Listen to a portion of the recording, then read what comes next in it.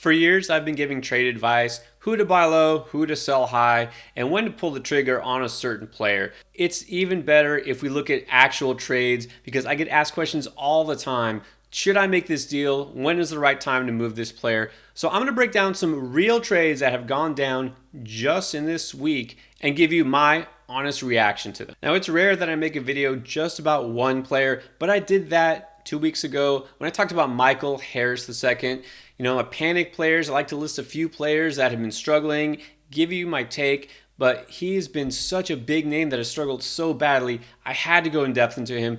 And the final verdict was, I think he'll come around. It will take some time, but really there's no significant reason to think that he's just going to flop all season. The injury looked to be over. He's just pressing a little bit at the plate. Well, guess what happened since that time? In the past week alone, he's upped his average by 40 points. He's hit 3 home runs and 8 RBIs. Now that said, his season-long stats are still ugly. Some people aren't convinced. Some people might see this as a chance, a final buy low chance. Some people are seeing this as a chance to offload him now that he has some value. Which side should you be on? Well, I'm opting for the buy low version, but let's look at some actual trades that have gone down, see if they are fair value. This first one's really interesting. Michael Harris for Yuri Perez straight up. Perez, is a 20-year-old flame-throwing right-hander for the Marlins.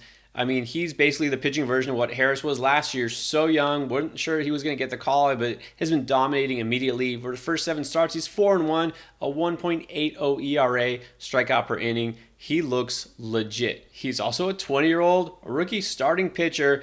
We know that a lot of times these guys will have their innings capped toward the end of the season if the Marlins aren't. And let's face it, they probably won't be a contender. They might just shut him down early. So what do? Do you go with a guy who looks dominant right now and could help you out as a pitcher? Or do you go with Harris and hope that he really continues to turn things around? In this case, I'm going Harris. Not just the fact that, I trust a hitter more than a pitcher in general. And also, I've already mentioned the restriction that could come into play for Perez. Rookie pitchers just tend to be inconsistent. He hasn't really got hit hard, but he also hasn't gone deep into games yet, and he's overperforming a little bit on his expected stats. I think Yuri is legit, but I think you're going to get more out of Harris long term. Now here's a 2-for-1 that is pretty interesting here. Harris and Zach Wheeler for Kyle Tucker. Kyle Tucker, a first-round pick in almost every format, a guy who can help you across every category, legit stud. And then there's Harris, hasn't been that, even though he was a high-end pick, but he has very similar tools. But what about Zach Wheeler? Where does he fit in here? He was a little disappointing early, but he's gone back to pretty much ace status, I'd say. ERA down to 3.73, the whip at 110. All his expected stats are clearly in the red. He's having a good season. And so I do think that if Harris bounces back and it looks like he's showing signs, I think if you need pitching, I would go ahead and take the Wheeler with Harris side because you'll wind up okay on offense and the pitching is going to help you. A really interesting one here, a 2-for-2.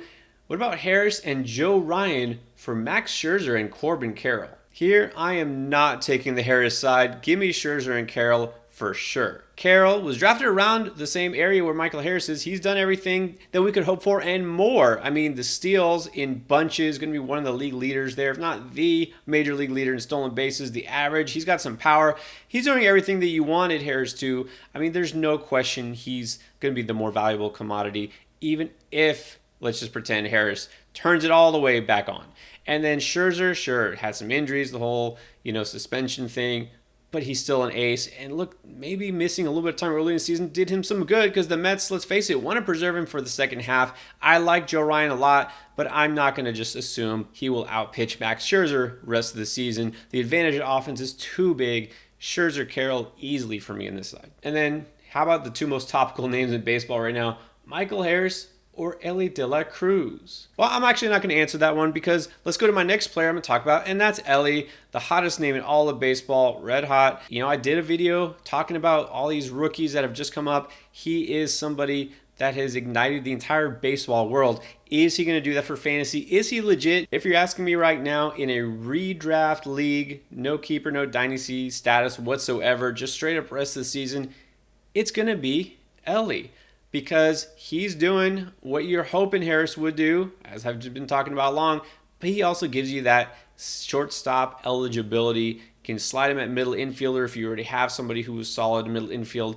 And I mean, look, as what he's looking like so far, I don't see why he can't keep it up. You know he's got the speed, he's got the power, he's got everything. Ellie, straight up for Michael Harris, yeah, I'll take him. And in a keeper dynasty situation, I'd still keep him. Now, what about a combo deal here? Ellie De La Cruz and Josh Naylor for Michael Harris and Christian Walker.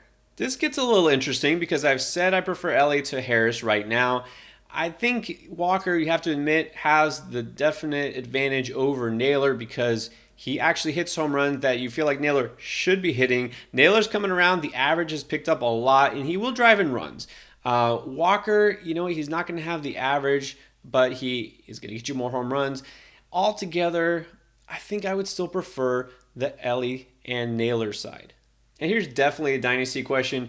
What about Ellie De La Cruz and a 12th round pick for Nate Lowe and a 15th round pick? I'll be honest, in this situation, I don't know what the Nate Lowe side is thinking. I mean, the side that we'd be getting him and giving up Ellie De La Cruz, why would you do this? I mean, Lowe's having a good season. He's fine, but 272, 8 home runs. He's not having quite the kind of season he did last year. He's still in his prime, sure.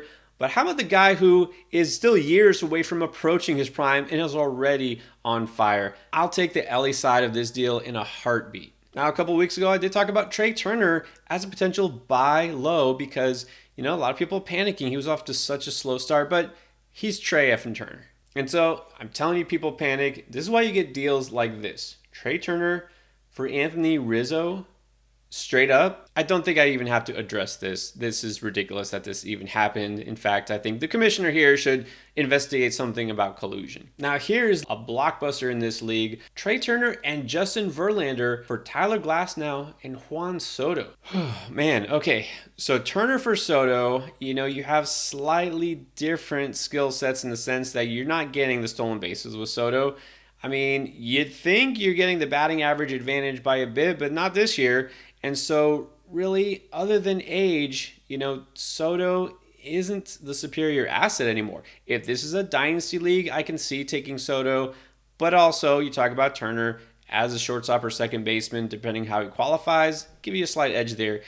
This is a little bit more about need, really, than overall talent. I can't say one is superior to the other. It really depends a lot on these roster makeups. So if it's Verlander versus Glasnow, I think in a redraft league, I might lean Verlander, to be honest, but if this is a keeper situation, I take the Glasnow and Soto side easily. I think Glasnow will come back, he'll be fine once he really gets in a groove. Verlander, obviously there's some issues, some questions here about his health and his age. So this could be a situation where one team is rebuilding, one team's going for it all now, but look, even in the win now build, I think Glasnow Soto might still have a slight edge. All right, let's move on to a pitcher who has been really struggling until recently. Now he's catching fire as well. What is the value that is fair for Jack Flaherty of the Redbirds? So in one league, we see Jack Flaherty for Carlos Rodon straight up. Keep in mind, Rodon hasn't pitched at all this year. He's working his way back. Should be on the mound soon for the Yankees. So many questions there with his back. This isn't the first time Rodon's been injured, mind you. He was amazing last year, but that was the first year he finally actually broke out with a full season because he was always hurt before then. I know Flaherty's been inconsistent, so up and down, but at least I feel good that he's going to stay off of the injured list. So I know it's tempting to take a chance on a guy who's so good last year, but that was last year. Give me the guy who's hot right now, and that would be Jack Flaherty. Now, what about a young pitcher like Brian Bello? Flaherty or Bello, straight up? Well, if you watch my videos in the preseason, I like Bello a lot. Somebody who's one of my favorite sleepers at starting pitcher. And so I think I would take him even if this is not a keeper dynasty league. I like Bello. He's been pretty consistent, which is not what we can say about Flaherty, who's so up and down. I think I would rather go with the young player. And then not every day you see a 3-for-1. In this case, is it worth it? Jack Flaherty, Starling Marte, Lourdes Gurriel for Brian Reynolds. Man, I know Brian Reynolds is good, but is he 3-for-1 good when you talk about all players that should be starting caliber players? I don't think so. I mean, Reynolds is a player who is doing everything really well, and his X stats are off the chart, but it hasn't even really translated into superior performance for fantasy. He's not at double digits in home runs or in steals. his average isn't among the league leaders, even though his expected batting average is. And part of the problem is he still plays in Pittsburgh, which, even though, yeah, they've been winning games and they're much better, still, they're not one of the most prolific offenses in the league. And so you're talking about you can get steals from Marte, you can get average and RBIs from Gurriel, and you have a pitcher in Flaherty. I think that's a little too much to give up. You might remember not too long ago, I talked about Jorge Soler, say, sell now while he's hot. I said it was a good time to sell while he's mashing the ball because at some point, he'll cool off. Well, since that time, he's hit 3 more home runs just in the past week. But he did hit a little bit of dry spell. And here's the other thing. He's got 20 home runs, but only 40 RBIs to go with it. And his average is just 258. So I still think this is a good chance to sell if you have him. So what about this deal? Soler for JD Martinez and Ben Lively. I will say overall, this is a pretty even trade. I mean, Soler and Martinez are almost mirror images of each other, except that JD is, of course, much older. He did miss a little bit of time in the IL, but these guys are going to give you almost the same thing as far as production. Lively, he's got some upside. He'll strike out some batters, but he'll also get beat up on occasion, as you saw his last couple of starts. So kind of a flyer here. This is kind of a draw. This one, not so much. We're talking about Soler and Kodai Senga of the Mets for Nolan Gorman. Maybe I missed something, but I thought Gorman was actually doing pretty badly in the month of June. He's hitting 150 and the power has dried up a bit. I get that he's a good young player. He'll be fine. But again, you look at it statistically, Gorman and Soler kind of going to give you the same thing. Maybe you give the slight edge to Gorman because he's younger. He qualifies at the middle and corner infielder spots, whatever. But then you're giving up a pretty decent pitcher like Senga in addition to it. I don't think so. I'm not that in on Gorman. I would say Soler, Senga side for sure. And then there's Jarred Kelenic, whose value has been all over the place this season, was on fire to start, has definitely slowed down since then. What do you do with him? Are you going to sell now before it's too late and kind of maximize whatever's left of his value? Or is this another buy low chance? Well, as always, it depends. So let's look at the individual deals. Now here's a banger. Jarred Kelenic and Josh Jung for Dylan Cease and Pete Alonso.